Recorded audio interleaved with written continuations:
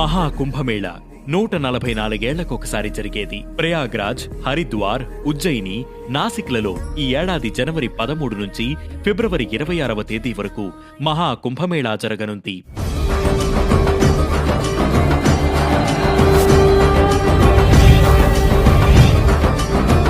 ప్రయాగ్రాజ్లో త్రివేణి సంగమం వద్ద జరిగే మహాకుంభమేళాకే ప్రాధాన్యత ఎక్కువ.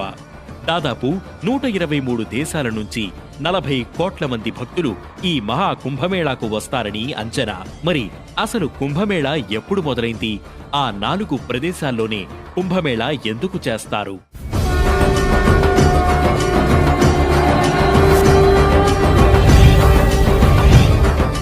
భారతదేశాన్ని సందర్శించిన చైనా యాత్రికుడు హుయాన్ సాంగ్ రచనల ప్రకారం 629 నుంచి 645 మధ్య హర్షవర్ధనుడి కాలంలో కుంభమేళా జరిగింది.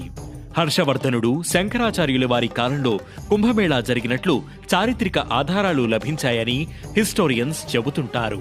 శంకరాచార్యుల వారు ఖగోళ పరిస్థితులను అనుసరించి కుంభమేళా నిర్వహించారట. 12 ఏళ్లకొకసారి నక్షత్రాల కలయిక జరుగుతుంది. అలా నక్షత్ర కలయిక జరిగిన సమయంలోనే శంకరాచార్యుల వారు కుంభమేళా నిర్వహించారని చరిత్ర చెబుతోంది. అయితే ఈ కుంభమేళా అంతకంటే ప్రాచీనమైనదిగా తెలుస్తోంది. పురాణ గాథలైన భాగవత పురాణం, విష్ణు పురాణం, మహాభారతం, రామాయణంలో కుంభమేళా ప్రస్తావన ఉంది. సామ, అథర్వణ వేదాల ప్రకారం తమ శక్తిని పోగొట్టుకున్న దేవతలు తిరిగి పొందేందుకు అమృతాన్ని సంపాదించాలని క్షీరసాగర మథనం చేస్తారు. కామధేను ఉద్భవించిన తర్వాత అమృత కలశం వస్తుంది. ఆ అమృత కలశాన్ని ఇంద్రుడి పుత్రుడైన జయంత తీసుకుని వెళుతుండగా రాక్షసుల గురువైన శుక్రాచార్య అమృత కలశం కోసం జయంతుడి వెంటపడతాడు. అలా 12 రోజుల పాటు జయంతుడు శుక్రాచార్యులకు దొరకకుండా పరిగెడతాడు. దేవతలకు 12 రోజులంటే మానవులకు 12 సంవత్సరాలు. ఆ కాలంలో జయంత 4 ప్రాంతాలలో ఆ అమృత కలశాన్ని కింద పెడతాడు. ఈ క్రమంలో ఆ కలశంలోని అమృతం కొంత ఆ ప్రదేశాల్లో పడిందని అవి హరిద్వార్, ప్రయాగ్రాజ్, నాసిక్, ఉజ్జయినిగా పండితులు చెబుతుంటారు. ఆ సమయంలో సూర్య చంద్రులతో పాటు మిగతా గ్రహాలన్నీ ఒక కక్షలోకి వస్తాయి.